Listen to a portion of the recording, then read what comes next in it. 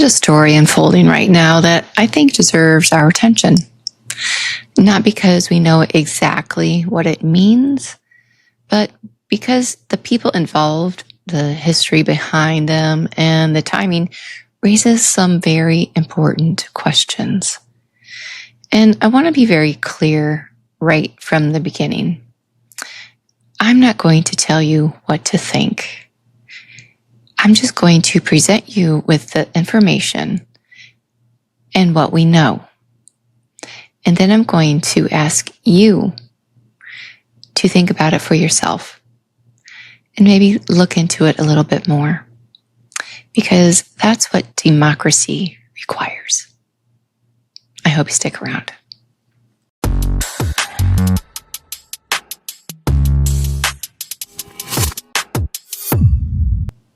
There's an organization called the Judicial Watchdog. They describe themselves as a conservative, nonpartisan organization dedicated to government transparency and accountability. Sounds great, right? They use Freedom of Information Act lawsuits to obtain government records. And they've been doing it for decades. They have at times uncovered records that governments probably would have preferred to kept buried. So this isn't some imaginary organization. It's a very real and very active legal watchdog. But here's where things get interesting. You know that was coming. Because Judicial Watch is now suing the Department of Justice for records connected to the January 6th investigation. Specifically, they're seeking records concerning approximately 30 million lines of telephone toll data that the January 6th committee collected. Their lawsuit asks for communications involving former Republican Congressman Adam Kinzinger and former committee staffer Denver Riggleman, as well as FBI records concerning the data. Judicial Watch says the FBI failed to respond to its October 2025 Freedom of Information Act request, so they sued. And that's the first part of the story. But now, let's go backwards, back in time, to a man named Tom Fitton. Judicial Watch is led by Tom Fitton. And this is where I think things get really interesting.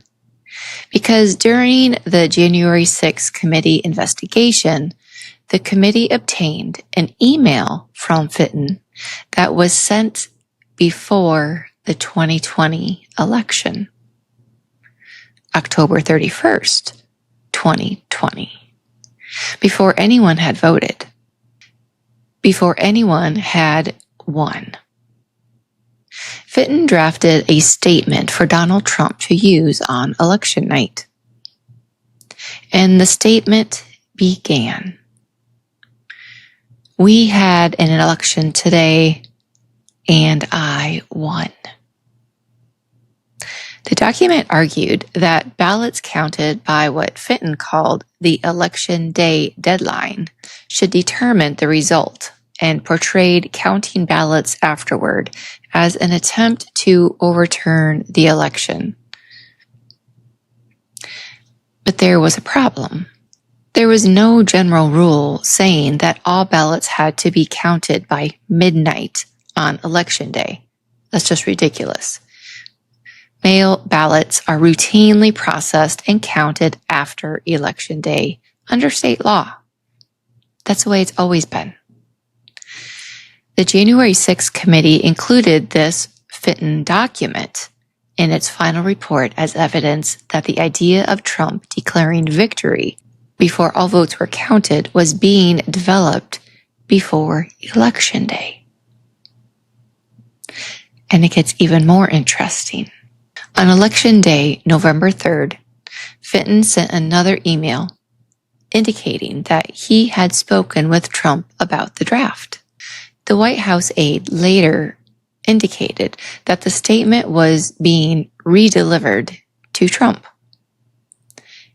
And that night, Donald Trump went on television and declared victory, even though the votes were still being counted. That sequence is documented in the January 6th committee's record. Now, does that prove Tom Fitton planned January 6th? No, it doesn't. We shouldn't say that. Does it prove Judicial Watch participated in an organized conspiracy to overturn the election? No, we shouldn't say that either.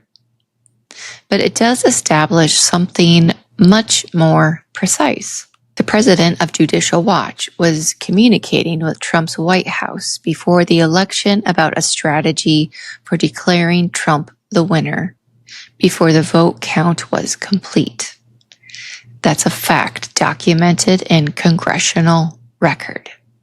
But that matters when we're trying to understand who is now pursuing records connected to the people who investigated January 6th. Now, let's come back to 2026. Fast forward nearly 6 years. Judicial Watch is now pursuing records about the January 6th committee's telephone data.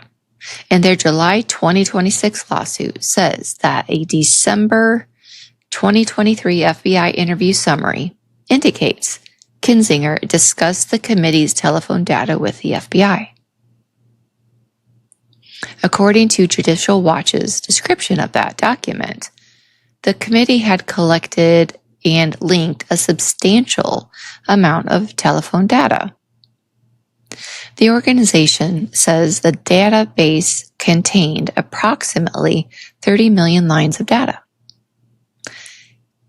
And this is where we need to slow down.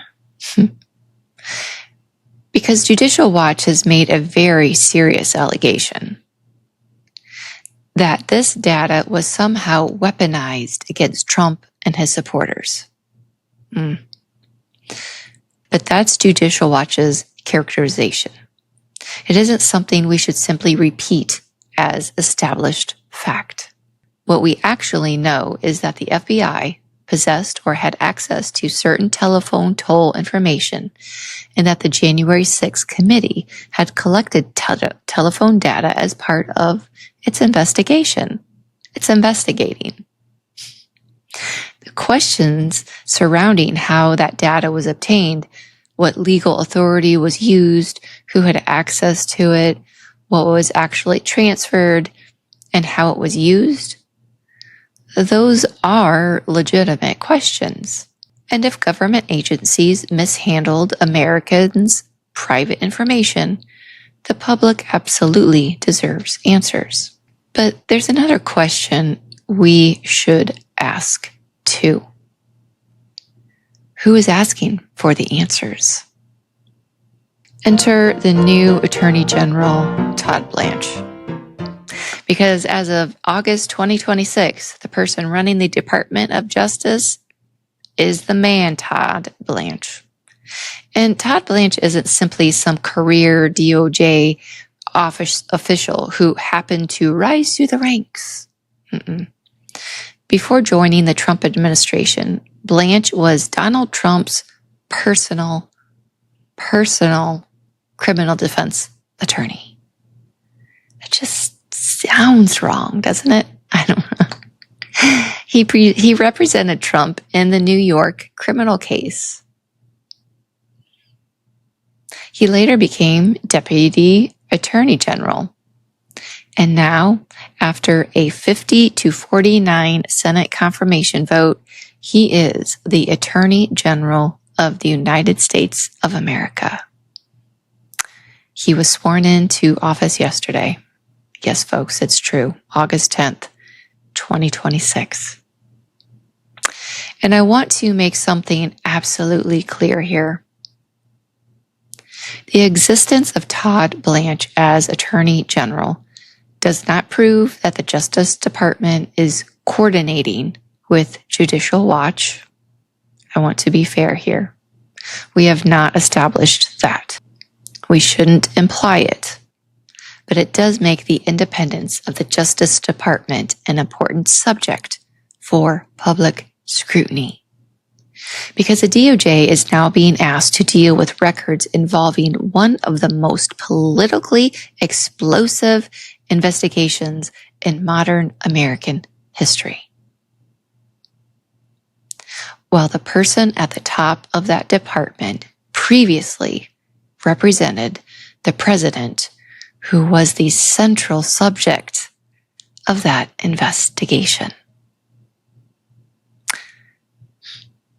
That's not proof of wrongdoing, but it is a reason to pay attention.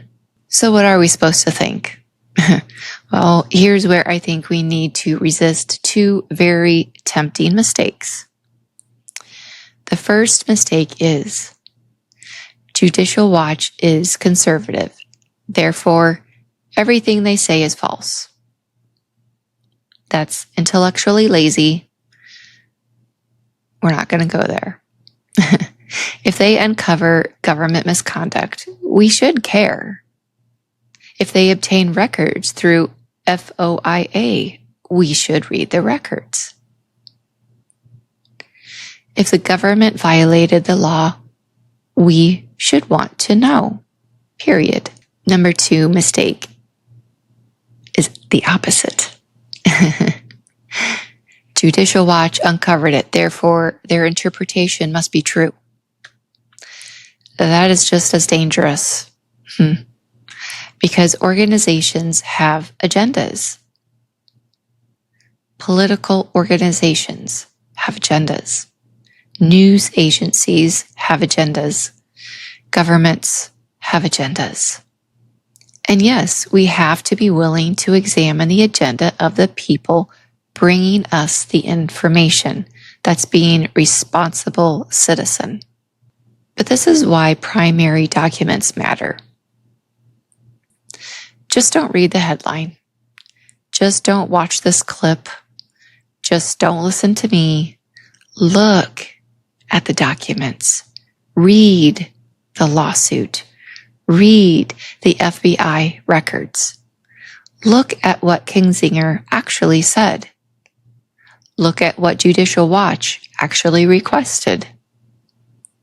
And look at what the January 6th committee actually documented. And then ask, what is fact? What is interpretation? What is allegations? And perhaps most importantly, what evidence would change my mind? That last question may be one of the most important questions that we can ask ourselves right now. Because democracy doesn't survive because everyone agrees. It survives because we're still capable of changing our minds when the evidence changes. And that's why the title of this video isn't Judicial Watch is evil. And it isn't Adam Kinzinger is guilty.